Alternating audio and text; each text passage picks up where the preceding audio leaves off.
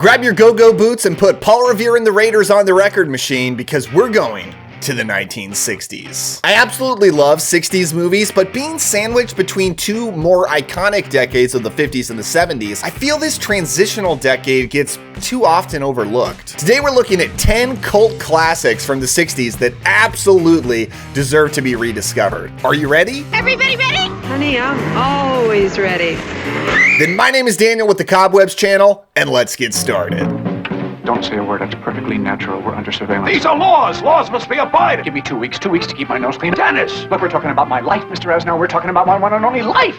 Pretty poison. Pretty Poison from 1968. Yes, this stars Anthony Perkins as a man recently released from a mental asylum. I know, can you possibly imagine Anthony Perkins doing a role like that? And he meets and immediately falls in love with a high school girl, and to draw her in, he starts spinning a fantasy that he is a super spy, and she gets drawn in by this, leading to an unexpected crime spree. Man, this movie is so much fun, and it's actually one I've been meaning to see for a long time, and I'm so glad I finally got to it. I mean, for one thing, I am a huge fan of Anthony Perkins. How can you not? And this is exactly the kind of role that he fits in very well, but this is a very different kind of character from Norman Bates, because he's somebody who is just constantly fantasizing about different kinds of lives that he can have, and it is really, really enjoyable to watch him run around this small town with this girl, pretending to be a spy, and he's actually really good at it. He's kind of like a more serious Maxwell Smart. But I'm also a big fan of Tuesday Wells. She's in so many movies in the late 60s, 70s, even into the 80s, and she is fantastic here too.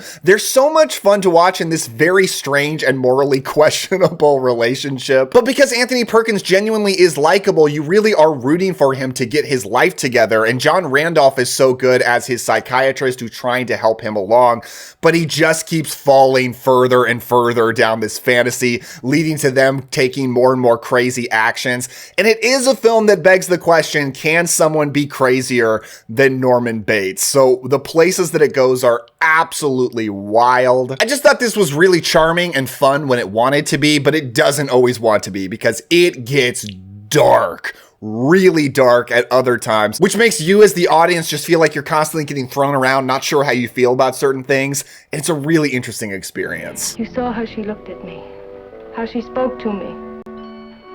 She's one of them. She's one of the sea people, and Johnny, I'm so afraid. Night Tide from 1961, which is about Johnny, a sailor from the US Navy who is on leave in Santa Monica. There in a local jazz club, he meets a beautiful girl named Maura and falls instantly in love. Over the course of their relationship, he hears more and more rumors that she is dangerous and possibly a mermaid. Okay, I just realized we're starting this list with a pair of films about a relationship gone wrong, but hey, these are two really great examples of it. And this one stars Dennis Hopper really early in his career, and he is so young, and he's just playing this very sweet and innocent guy who you just can't help but love throughout the course of the film, which is really different from Dennis Hopper. Later on, he would mainly play psychotic villains, but I just love Dennis Hopper. The guy can do anything, and he's so fantastic in this. And if you are a big fan of old classic horror, you're gonna immediately notice that Night Tide is so much like a Val Lewton movie from the 1940s.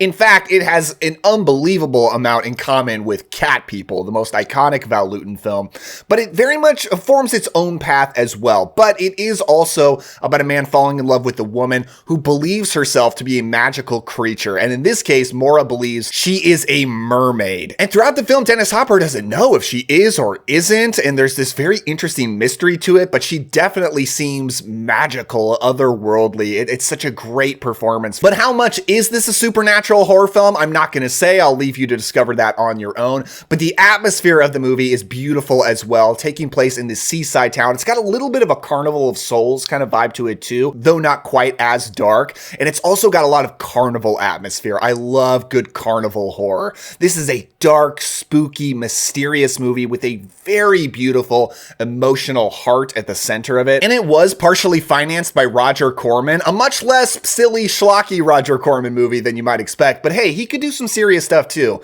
And Night Tide is a great example of that. Walker is an emotional and primitive man. You're a very bad man, Walker, a very destructive man. Why do you run around doing things like this? Point Blank from 1967. After being double-crossed and left for dead, a mysterious man named Walker single-handedly tries to retrieve the money that was stolen from him. So this one asks the question, what would a typical crime noir movie be like if it was directed by the guy who made Excalibur? Yes, this is directed by John Boorman. And the answer is it's going to be incredibly stylistic, experimental, and endlessly cool. And this is what I think is so interesting about Point Blank, is it really is a very typical crime movie. Like, it's just about a guy who is double-crossed, he escapes from prison, he's trying to get the money back. Although I do think it's very interesting that he's not really after revenge that much. He really just wants the money that he lost on this job, and he doesn't want any more, any less, and it's not that big a sum of money. So everybody who he encounters is like kind of surprised. Wait, that's it? That's all you want? He's like, yep. I just want my money back. That's it. But the filmmaking here is so awesome. It's experimental without being art house. It's just really stylish and cool. And the cast absolutely rules. You got Lee Marvin in the lead. I'm a huge fan of Lee Marvin. He's like one of the coolest badasses who ever walked the earth. And Angie Dickinson, any movie with Angie Dickinson is worth your time. There's this great scene that I think about here where she comes over to his place and it's clear she's coming over to sleep with him because he's Lee Marvin. And he's not interested, which is hard to imagine. And he tells her as much, and she like hits him, and then she just keeps beating on him for like, I'm not kidding, it's like 2 minutes straight of Angie Dickinson beating on Lee Marvin, and he just stands there like a rock until she finally gives up. It's insanely weird, but so cool. In the villain role, you've got the great John Vernon, who you probably know from this, but this movie was actually his screen debut, and he's fantastic in it. Point Blank is one of the coolest crime movies you'll ever see, and I highly recommend it. For the first time on the screen, a hay-making, belly-busting, karate-chopping, judo-flipping fight to end them all. For your own safety, see Faster Pussycat. Kill! Faster Pussycat, Kill from 1965, which actually won the Oscar for Best Title. Okay, the Oscars doesn't actually give that award, but if they did, it would go to Faster Pussycat, Kill. A trio of thrill-seeking go-go dancers kidnap a young girl and attempt to swindle and seduce an old rancher and his 2 sons out of their small fortune, but their scheme doesn't play out as intended. So this was directed by Russ Meyer, who was famous for making sexploitation movies that all feature very busty women. I'd always been kind of curious about this one because it's a big Quentin Tarantino favorite, and I knew it was a big influence on Death Proof, and I gotta say, I loved this movie. Like, no joke, this is awesome. I actually think it's way better than Death Proof. The camp value here is through the roof. While still not feeling 100% intentional, like they're just going for something goofy, the movie plays everything very seriously about these gorgeous go-go dancers who are like so rough and tough and mean. Like, the dialogue in this movie is insanely quotable and stylish and over the top and just badass as can be. These women are so vicious. Like, there are scenes where the lead one, who's played by Tura Santana, who is amazing here, just like beats the absolute crap out of this guy. Like, the violence is so over the top and ridiculous. The girl that they kidnap, I thought gave a great performance because she genuinely felt traumatized.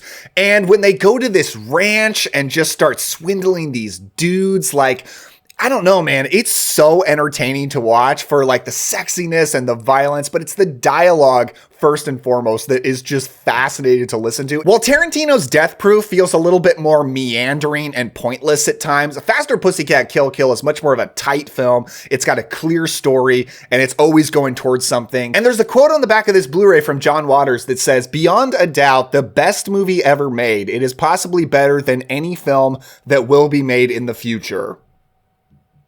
Not sure I agree with that, but I respect a bold stance, and I can understand. Who am I? A beautiful woman with the soul of the devil. Frankenstein created woman from 1967. So regular viewers of this channel, I'm sure clicked on this video knowing with 100% certainty there would be a Hammer film on this list because I am a huge fan of Hammer horror movies. I mean, Hammer was big in the 60s. That's why they called it the British Invasion. All right, that's not true. It was a little bit more about the Beatles, but Hammer was big. It's starring Peter Cushing as Baron Frankenstein, of course, but here he's experimenting with the soul and trapping and containing the soul as it leaves a dead body. And here he uses those experiments to put both members of a severely wronged couple into one body to carry out bloody revenge. It's directed by the great Terrence Fisher, so it's beautifully made. Great performances. I love the sets and the costumes. I just love the pageantry of these Hammer films, and this is a fantastic example of one.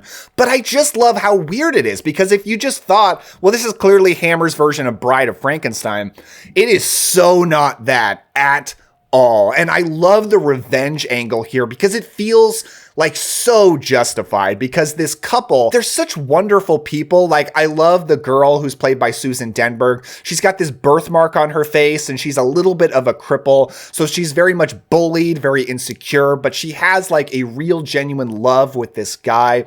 And when some just awful guys ruin everything for them, man, the revenge is so emotionally satisfying. You've got some violent stuff in here, some really weird stuff, and Peter Cushing is as great as always. I absolutely love this. It's actually my second favorite film in the Hammer Frankenstein series. Oh, you'll have to go see it. Go see what? Kiss me, stupid. Kiss Me Stupid from 1964. So one of my favorite things in 60s cinema is the 60s sex comedy. They got really big in this decade. I think most because in 1959, Pillow Talk and Some Like It Hot came out, and they really opened the floodgates of raunchiness in mainstream movies. And the 60s got really raunchy in ways that I think will still shock modern audiences today. Like, there are lines that get crossed that might surprise you. It's directed by incredibly prestigious director Billy Wilder, but by this point, his movies were getting dirtier and dirtier. And Kiss Me Stupid is absolutely one of the dirtiest examples of that, and that's why we're talking about it today. So it is about a lecherous lounge singer named Dino who gets conned by this local mechanic slash songwriter into staying over at his house so he can pitch his songs to him.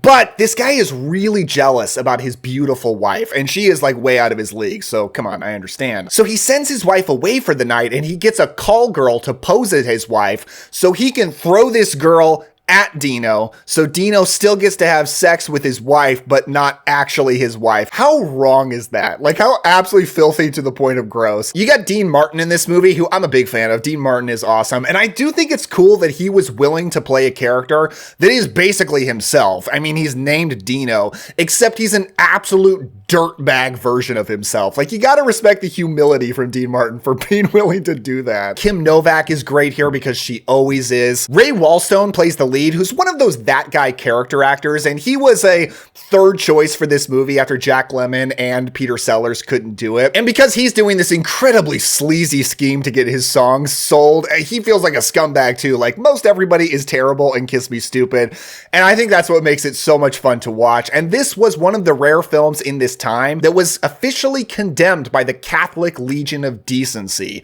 So if that's not a reason to watch it, I don't know what is. Check it out. A mad killer, like the angel of death, stalks his next victim.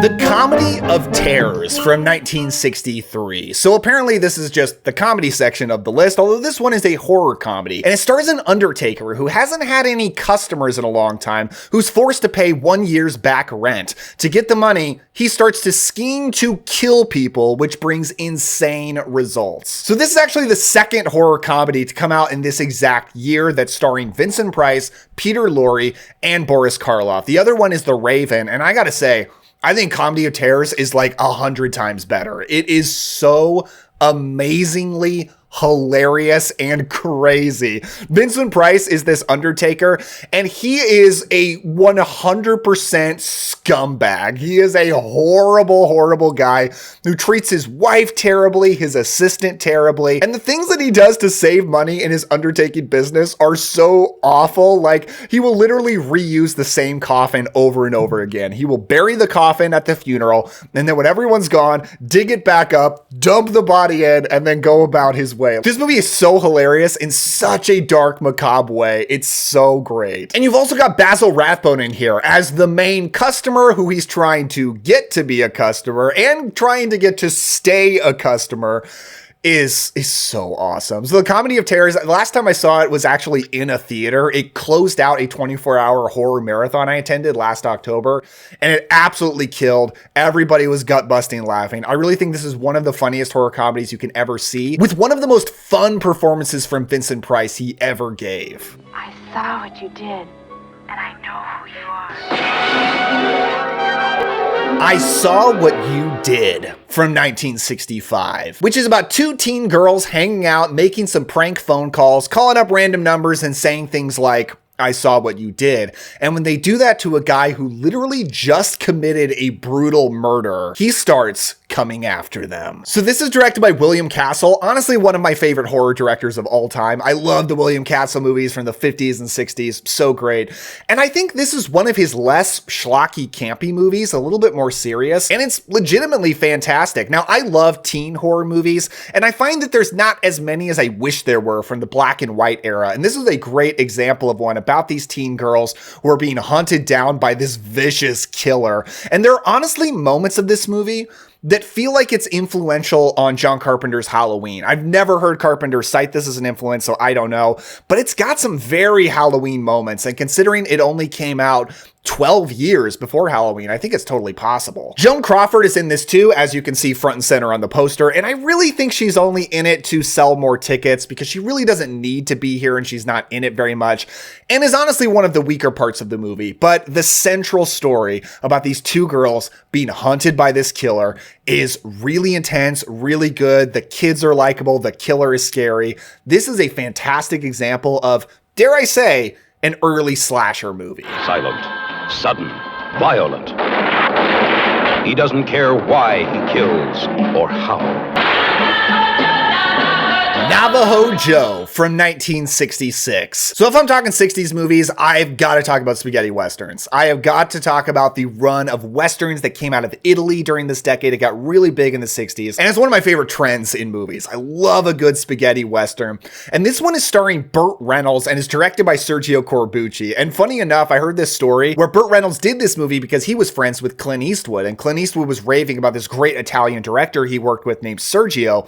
So Burt Reynolds did this one with him, only that was Sergio Leone, and this is Sergio Corbucci, so he made a bit of a mistake.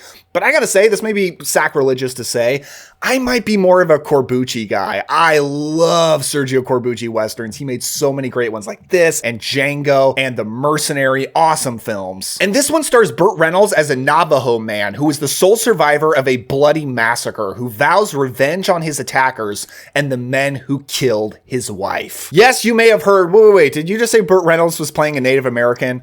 Yes, he is, and that's not ideal. He doesn't exactly look 100% authentic. I know that's not great, but it is the 1960s, and Burt Reynolds is awesome in this movie. Like, he's so cool, he's so badass, as he always is. I am a huge fan of Burt Reynolds, and this is before he really took off, and his charisma's not at the full point that it would reach, but he's still amazing here. And one reason he got the role is because he was willing to do his own stunts, and he really does here. The action scenes with him are awesome. Joe just rides in on a horse, shoots people with his rifle so fast, and is literally like jumping off his horse at guys, tackling them off their horses. Like, he's so scrappy, he's just running and jumping all around, killing all these guys. He feels like a one-man killing machine, an amazing action hero. And the story is really satisfying because the villains here are so detestable. There are these guys who are going around slaughtering Native Americans for their scalps, even though the movie makes it clear that's illegal by this point in history, and Joe's just gotta take him out.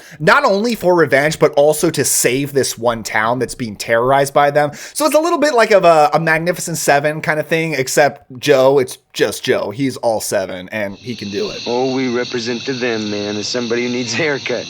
Oh, no. What you represent to them is freedom. Easy Rider from 1969. Of all the movies on this list, this is the one that has definitely transcended cult classic into just classic. Now, it was an independent movie, and it was very much a perfect representation of counterculture in the late 60s. And I just love how it's this very authentic feeling road trip movie, driving through America, showing all of these parts of America that you don't get to see in a lot of movies, and it feels so real. Going to places like hippie communes, tiny little southern towns, just middle of nowhere areas, and it's just always beautiful. It's always interesting. And this movie is on the list, one, because it's like a perfect representation of the 1960s. It's so of its time. I love movies for that. I love movies as time capsules of when they were made. That's why you'll never hear me say the phrase like, does it hold up? Does it hold up today? I really don't care. I love movies as representations of their time. But even so, this still feels timeless in a lot of ways, because when I was watching it recently, almost every conversation they have about something societal or political or anything, it all still felt relevant, and it still felt like conversations I still hear, and it really shows like how little things change. But this movie is also on the list because I just watched it. This is one of those classics that I don't know, I just never got around to, and I watched it yesterday. And I really liked it. It's very much like a slice of life movie, but I loved it because I loved the two lead actors, Peter Fonda and Dennis Hopper. Dennis Hopper also directed this movie, and the two of them wrote the film. So it's very much just a product of these two guys. And they had so much charisma. Peter Fonda as the cool guy, and Dennis Hopper as the hothead who's always flying off the handle. And I always heard how awesome Jack Nicholson was in this.